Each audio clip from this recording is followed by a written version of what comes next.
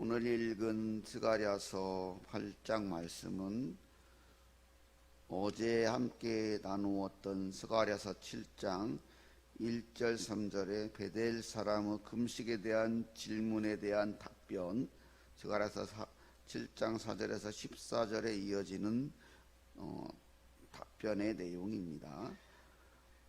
스가랴서 7장에서는 형식적인 의식주의, 금식은 하지만 잘못된 삶의 이런 형태들이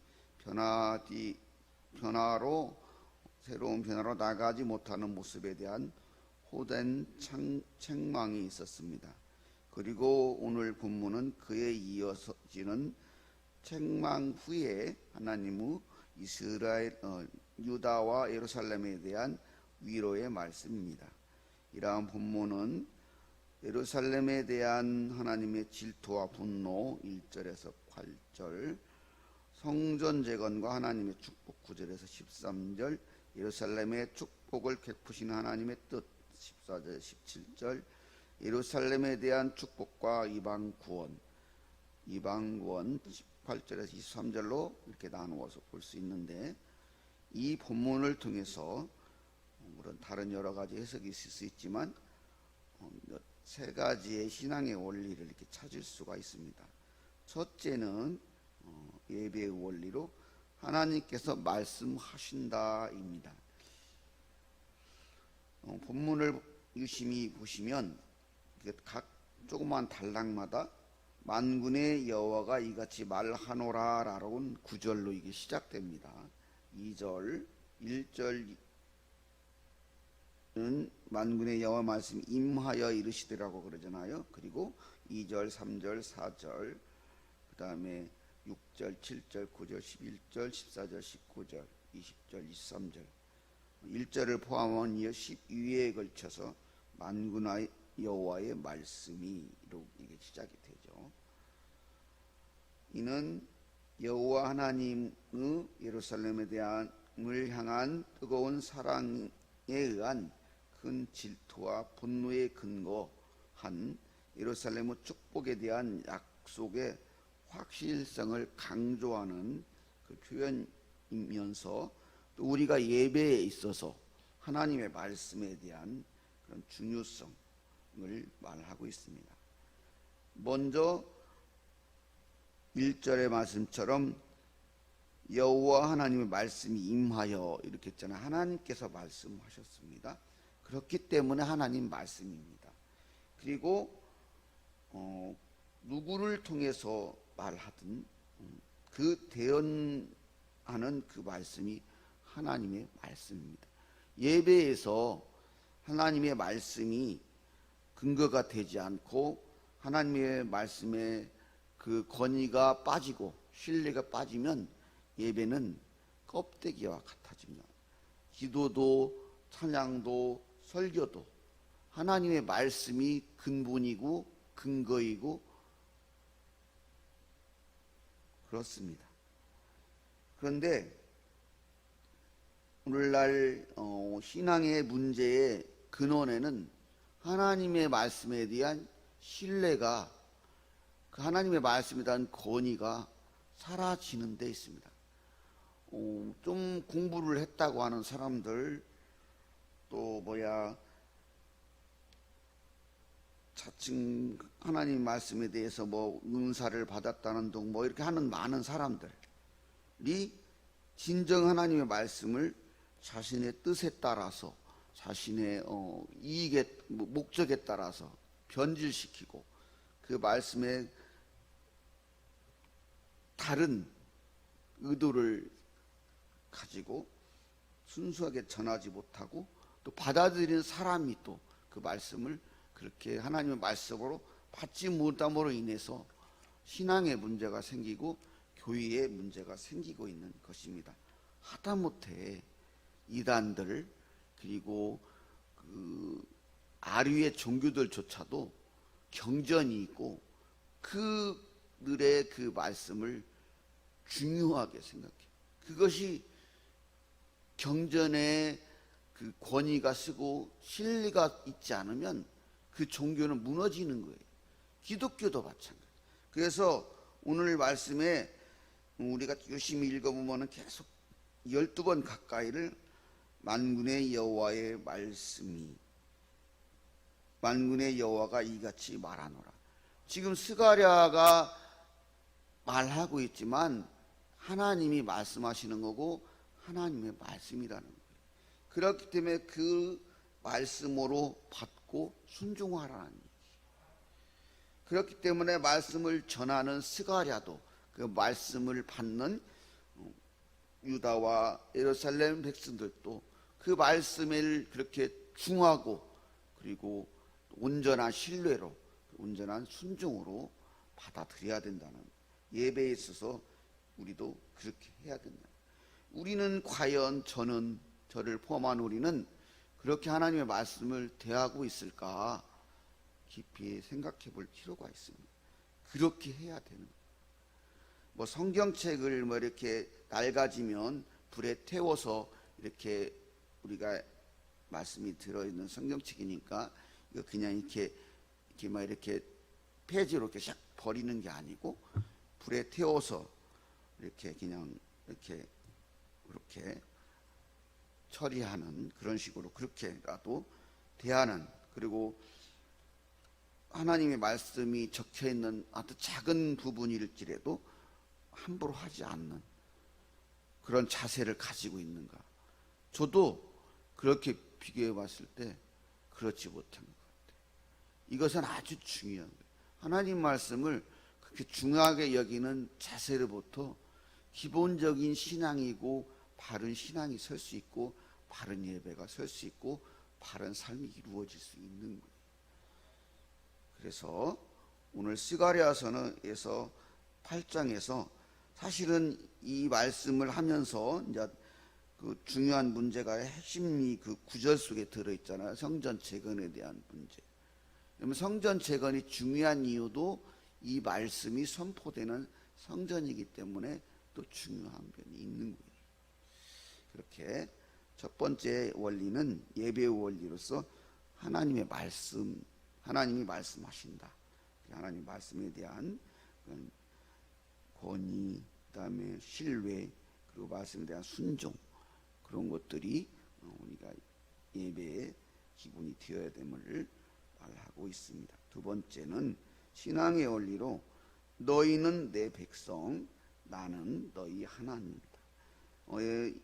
출애굽부터 계속 이스라엘 백성들이 이렇게 하나님을 떠나 우상을 섬기고 방황할 때마다도 항상 고난을 주실 때도 항상 하시는 말씀이, 내가 너희들을 출애굽시킨 이유는 너희는 내 백성이 되게 하고 나는 너희 하나님이 되려고. 그것이 근본이라. 창세기에서부터 하나님과 하나님이 최초로 창조했던 아담과 하와의 그 온전한 관계가 깨어진 그 온전한 관계의 회복을 계속 위해서, 왜? 하나님은 우리를 사랑하시기 때문에 사랑하는 그 관계를 계속 유지하는, 그렇게 하기 위한 목적 속에서 계속해서 그렇게 우리들의 그런 행위들이나 이런 모습들에도 불구하고 계속 그렇게 하나님은 너희는 내 백성, 나는 너희 하나님이 되려고 이렇게 하시면서 우리에게 은혜를 베푸시는 것입니다. 그런데 430년 동안 이스라엘 백성들이 애굽에 종살이 할 때는 단지 종살이만이 아니었어요. 그래서 육체적으로 종이었으면서도 영적으로, 정신적으로도 종이었어요. 그들의 신의 지배 아래에 있었어요. 그러니까 정신세계가 완전히 지배를 받는 거예요. 우리가 예수를 믿는다고 하면서도 그런 뭐 점을 치고 뭐 이런 것들 하는 것은 아직도 그러한 이방 신들의 지배하에서 살고 있는 거예요. 우리들은 이게 보시면 알지만 예수를 믿는 것은 자유함이잖아요. 그런데 예수를 믿는다고 하는 사람들조차도 뭐 대통령님도 그러시다가 그러고, 그 날짜 하나 옮기는 거, 뭐 집 하나 들어가는 거, 그것을 무서워서 벌벌 떨고 못하고. 우리가 그런다면 하나님께서 나는 너희 하나님이고 너희는 내 백성이 되려고 이렇게 하라고, 그렇게 함으로 해서 하나님의 영광을 드리려고, 또 우리들에게 자유함을 주시려고 그랬는데 그렇지 못한 하나님의 말씀을 떠난 그런 모습이 된다는 거예요. 그래서 그 너희는 내 백성 나는 너희 하나님이 되는 그 신앙의 근본이 되는 성전의 대금의 필요성을, 그래서 성전 제거를 9절부터 이렇게 얘기하는 거예요. 그러면서 너희들이 이제 너희는 내 백성 나는 하나님이 되게 하기 위한 그러한 어떤 근본적인 행위로서, 그리고 근본적인 조치로서 성전을 재건해야 된다. 그래서 너희 힘을 손을 이렇게 이렇게 너희의 손을 견고히 하라, 이렇게 그런 말은 성전 재건을 빨리 완전하게 끝내라는 그런, 그렇게 해야 될 이유를 또 10절부터 이렇게 쭉 밝히고 있는데, 10절에 이날 전에는 이렇게 시작되잖아요. 우리가 읽은 본문에. 그런데 히브리어 원문은 그 키라고 해가지고 카푸, 이렇게 카푸의 그 히브리어 알파벳 카푸에 이게 점이 가지고 키라고 읽어요. 그게 그 우리나라 말로 번역을 하면 왜냐하면, 이렇게 왜냐하면 뭐 하기 때문에, 이런 의미거든. 문장이 그렇게 있는데, 그러면서 10절 이후에 그 이유를 쭉 밝히는데, 그러면서 13절에는 그렇게 해서 저주가, 그렇게 하면 구원이, 저주 11절 12절은 저주가 축복이 되고, 그 다음에 13절은 저주가 구원이 되고, 그 다음에 19절은 슬픔이 희락이 되게 하기 위해서, 그렇게 하면 또 성전을 재건했을 때 그렇게 되어질 것이다. 성전 재건은 그들 스스로 하나님의 백성이 되는 길이고, 그들이 하나님의 백성이 되는 길이고, 하나님이 그들의 하나님이 되심을 만천하에 밝히는 것입니다. 때문에 하나님께서는 계속해서 노예 근성을 드러내는 이스라엘 백성들에게 누누이 너희는 내 백성 나는 하나님 너희 하나님 되려고를 계속 주지시키고 있습니다.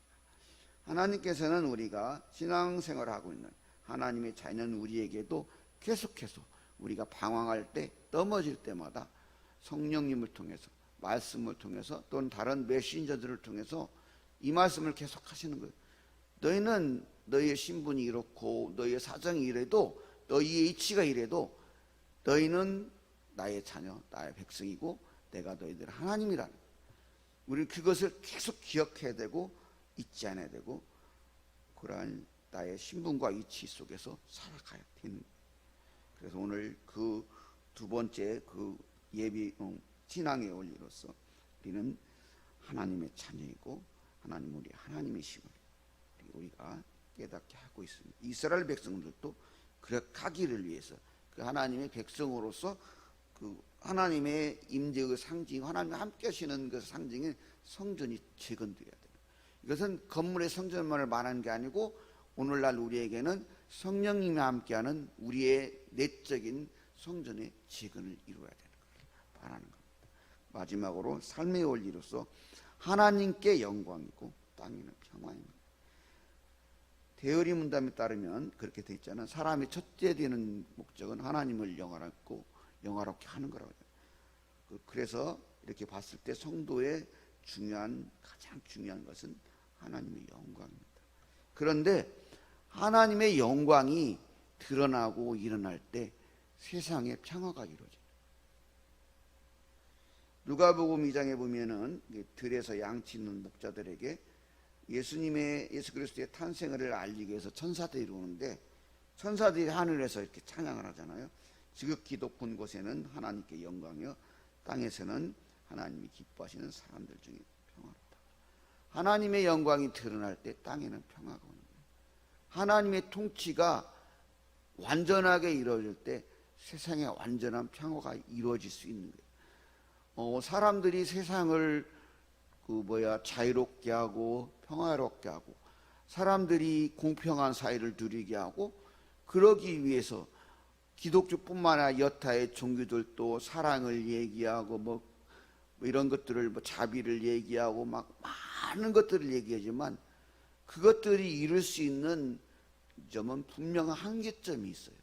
그러나 하나님의 온전한 영광이 세상에 하나님의 온전한 통치가 이루어질 때 세상은 비로소 참 평화가 자유가 이루어질 수 있는 거예요. 그렇더라고요. 제가 한때는 좀 방송에도 나올 정도로 그 열성 그 운동권이었었는데 제가 이게 사람들을 보니까 그건 사람들이 만들어가는 그러한 세상은 항상 한계가 있어요. 우리들도 보시면 알지만 민주당이나 이런 국민의당 여러 정치권에 있는 사람들이 한때는 그렇게 노동운동도 했고 많은 사람들 앞에서 그렇게 선한 삶도 살았고 모범이 되는 사람이었지만 권력이 생기고 위치가 생기니까 변질돼 버리고 그 사람들도 이렇게 그런 것처럼 그건 어쩔 수 없는 사람들의 한계는 그 사람들이 만들어갈 수 있는 그 진정한 자유와 평화는 한계점이다. 그리고 자유와 평화 이것도 사실은 성경에 근거한 그러한 용어들이고 성경에서 출발한 거예요. 그러나 이게 세상의 사람들은 그렇게 말하지 않지요. 기독교가 오히려 평화를 깨트리고 자유를 억압한다고 하는데 진정한 자유와 평화는 하나님의 영광이 이 땅에 온전하게 성취될 때. 그래서 하나님께서는 성전 제거를 하라고 하시는 거예요. 성전 제거는 무너졌던 성전이 재건되는 것은 하나님의 영광의 회복을 대표적으로 상징하는 것이고 실제적으로 그런 거예요. 그러면서 또 거기서 끝나는 게 아니에요. 그러면 내적인 하나님의 영광이란 외적으로 우리의 삶의 변화를 근본적으로 통해서 하나님의 영광이 드러나게 하는 거예요. 그래서 쭉 우리가 이어지는 그 10절 이후 쭉 이어지는 내용들을 보면은 이웃과 더불어 진실 14절 이렇게 15절 보면은 이웃과 더불어 진리를 말하며 너희 성문에서 진실하고 화평한 재판을 베풀고 마음에 서로 해하기를 도모하지 말며 거짓 맹세를 좋아하지 말라. 이 모든 일은 내가 미워하는 것이니라고 여호와의 말이냐 이렇게 말하잖아요. 우리들이 오해하면 안 돼요. 기독교인이기 때문에 오히려 더 도덕적이고 법적으로 살아야 돼요. 법치가 온전히 이루어지는 것이 나쁜 것은 아니에요. 그런데 법치라는 이름으로 또 다른 그 폭력과 또 다른 억압을 만들어내는 것이 문제인 것이 온전한 법치가 잘못된 것은 아니에요. 그래서 기독교인들은 더 정의로운 사회, 더욱 그리고 도덕적인 사회 이런 것들을 만들어 가야 되는 거예요. 그렇지만 그것보다도 우선되는 것은 사람에 대한 긍휼과 사랑이라는 거예요. 조금 부족함도 이해해 줄 수 있고 용납할 수 있고 품을 수 있는 것이 더 우선이라는 거예요. 하나님께서 우리에게 그렇게 해주셨기 때문에 그러는 거예요. 그러므로 해서 하나님의 영광이 세상에 드러날 때 세상에는 평화가 이루어지는 거예요. 그리고 우리가 또 읽은 것 19절부터 그 4번의 절기를 지키잖아요. 슬픔의 금식, 10월 여기 나오잖아요. 넷째 달, 다섯째 달, 일곱째 달, 열째 달. 다 이스라엘 역사에 아주 슬픈 시기예요. 나라가 망하는 시기, 성전이 무너지는 시기, 이런 아픈 기억들을 기억하려고 절기를 지키는 거예요. 슬픔의 절기를 지키는 거예요. 그 기억을 할 때마다 고통과 슬픔이 있는 건데 그것이 변해서 기쁨과 희락이 되게 하겠다는 거예요. 하나님의 영광이 온전히 성취될 때 그런 나라가 되는 거예요. 우리들에게도 아픔과 슬픔 이런 게 벗어나는 길은 다른 데 있지 않다는 거예요. 하나님의 통치가 내 안에서 하나님의 영광이 나를 통해서 완전히 나의 삶을 통해 드러날 때 진정한 나의 평화가 세상의 진정한 자유와 평화가 이루어진다는 거예요. 그렇게 삶의 원리로서 먼저는 하나님께 영광이고 땅에는 평화입니다. 그리고 이것은 또 예수 그리스도의 평강행하신 예수 그리스도의 복음이 이 땅에 이게 충만하게 선포될 때 사람들이 회개하고 하나님께 돌아오는 그러한 그 복음의 역사를 또 예표도 하고 있는 것입니다. 그러므로 이는 이처럼 이스라엘 백성들도 그렇게 하나님의 영광을 드러냈고, 그리고 세상에는 평화를 이루어야 하지만 우리도 또한 성도인 우리도 먼저는 하나님의 영광, 그리고 세상의 사람들과 예수 그리스도 안에서 평화를 이루는 삶을 살아야 하겠습니다. 이와 같이 본문을 통해서 예루살렘과 유다가 4월, 5월, 7월, 10월 슬픔의 절기가 행하였던 금식에 대한 질문에 하나님의 답변으로 본문은 하나님께서 예루살렘과 유다에 대한 회복의 약속이었습니다. 여기서 우리는 신앙인으로서 중요한 예배의 원리, 신앙의 원리, 삶의 원리를 배울 수 있었습니다. 하나님께서 말씀하십니다. 너희는 내 백성, 나는 너희 하나님이다. 그리고 하나님께 영광, 땅에는 평화. 하나님의 말씀을 진중히 여기고 절대 순종하며 하나님의 자녀요 백성된 자로서 하나님께 영광을 드리고 사람들과 예수 그리스도 안에서 평화를 이루는 삶을 살아야 하겠습니다. 그래야 해서 축복의 통로, 구원의 사도로 세상에 황망하는 영혼들을 구원의 하나님께로 인도하는 복된 봉산교회 그리고 성도님들 되시기를 소망합니다.